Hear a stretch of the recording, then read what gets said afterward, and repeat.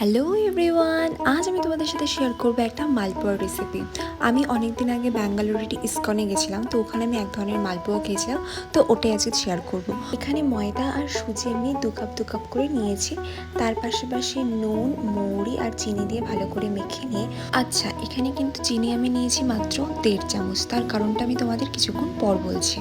দুধটা প্রথমে অল্প অল্প করে দিয়ে ভালো করে মেখে নেব। পুরো ব্যাটারটাতে আমার 400 থেকে 450 গ্রাম দুধ লেগেছে। তো তোমরা সেইভাবেই ভালো করে ব্যাটারটা স্মুথ একটা টেক্সচার দিয়ে বানিয়ে নেবে।